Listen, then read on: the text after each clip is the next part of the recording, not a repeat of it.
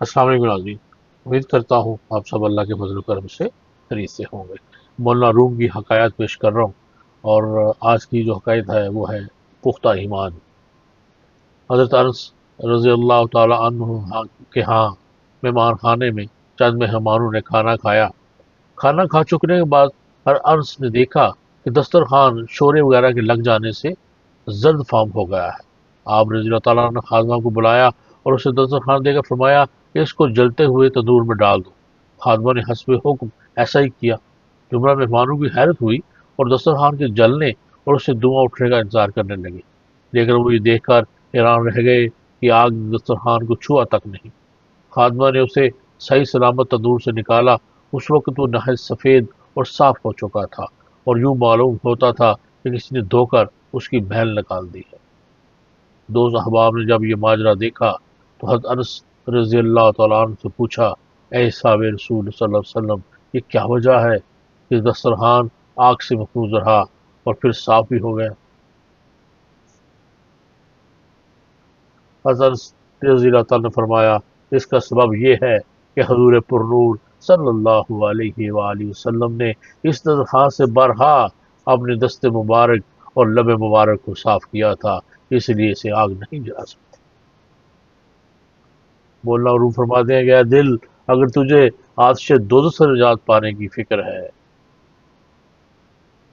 اے دل اگر تجھے آتش دوزخ سے نجات پانے کی فکر ہے تو رسول اللہ صلی اللہ علیہ وسلم کا قرب حاصل کر۔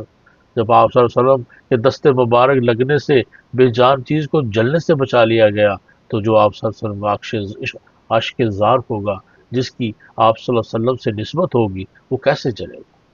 پھر مہمانوں نے خادموں سے پوچھا کہ تو نے بلا تعمل حضرت انس رضی اللہ تعالیٰ عنہ کے کہنے پر بغیر سوچے سمجھے دسترخوان کو آگ میں ڈال دیا، کیا تو ڈری نہیں کہ اتنا قیمتی دسترخوان جل جائے گا؟ اس نے جواب دیا، میں حکم کی غلام ہوں، مجھے یہ یقین ہے کہ آپ رضی اللہ تعالیٰ عنہ جو حکم فرمائیں گے وہ نقصان رسان نہ ہوگا۔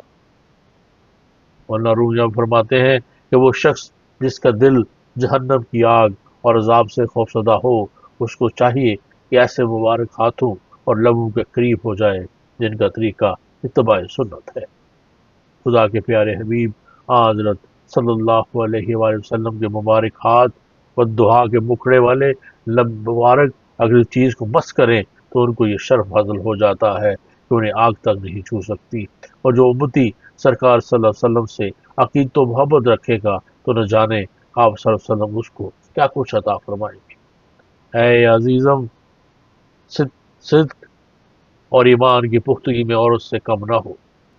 مردان خدا کا دامن پکڑ، جن کی لمس سے کندن بن جاؤ گے۔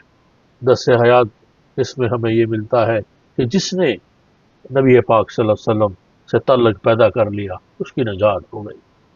اور یاد رکھو، آپ صلی اللہ علیہ وسلم سے نسبت صرف اس صورت میں ہو سکتی ہے جب آپ صلی اللہ علیہ وسلم کی کامل اطاعت کی جائے۔ اللہ تعالی ہمیں اپنی ذات پر کامل ایمان اور اپنے حبیب کی کامل اطاعت نصیب فرمائے۔ اجازت دیجیے، اللہ حافظ۔